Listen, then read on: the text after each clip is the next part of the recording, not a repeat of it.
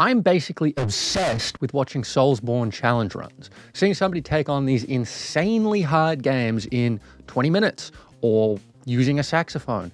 It just has a certain je ne sais quoi. Challenge runs are not by any means unique to Souls games, but Souls games are uniquely good for them. Ever since sausage-fingered game journalists got their hands on Dark Souls 1, they've been informing the unwashed masses about how immorally hard these games are, so seeing some god-tier chud get naked and style on a boss that crushed your spirits for literal days is pretty satisfying. We'll start with the most ancient and noble form of the challenge run, the speed run.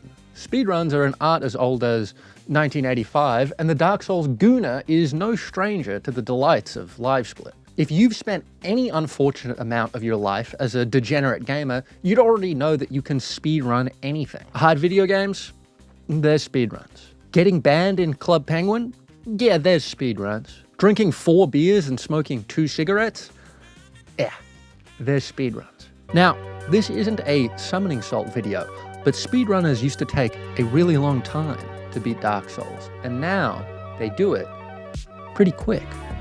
The unique thing about the Dark Souls speedrunner is instead of struggling against an insurmountable task like the challenge runner does, the speedrunner dominates the Souls game, using every glitch, every overpowered item, and every crumb of resource to completely humiliate the hardest challenge in gaming history, usually while naked. The techniques and routes used by runners and developed by the community represent the overwhelming power of the human collective unleashed on squishy little gaming goblins. Now, speedruns are cool and all, but after a 6-hour YouTube sesh has zombified my brain, I tend to need something a little bit more stimulating. Creative challenge runners design and implement their own self-imposed restrictions on Soulsborne games.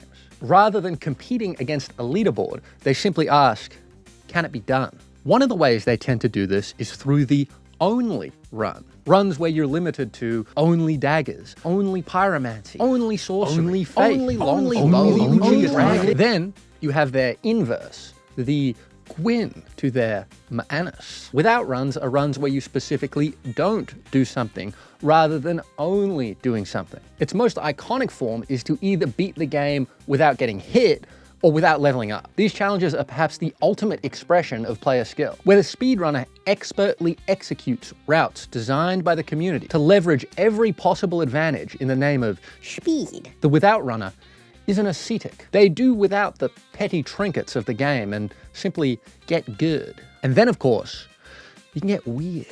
Yumfa might be the goat of the weird run. He's beat the Souls games without walking, without killing anything, and without picking up any items while pretending to be the cast of Top Gear. Dude's a menace. And as the restrictions get weirder, runners start using game knowledge rather than pure skill. It becomes a problem-solving exercise, a puzzle. So those are all of the humanly possible Soulsborne runs, except for the ones that I forgot or skipped or whatever. But why are they so cool?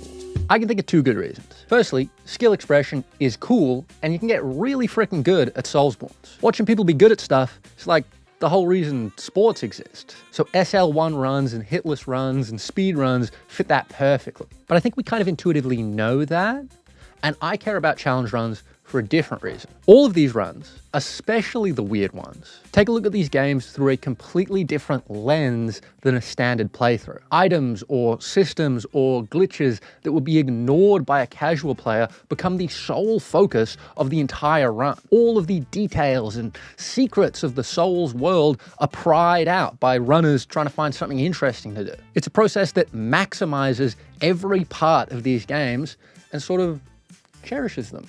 I think challenge run communities keep these ancient games alive and even these new ones thriving. And it's a process that's completely unique to gaming. I mean, you can't watch a movie without leveling up or while blindfolded. But challenge runs aren't unique to the Soulsborne series. Most of the YouTubers I've shown or mentioned in this video also run other games, and speedrunning is a big deal. Gamers cherish a lot of their games in this way, but I think the Soulsborne players' love of challenge runs is a good microcosm, or should I say, cosm,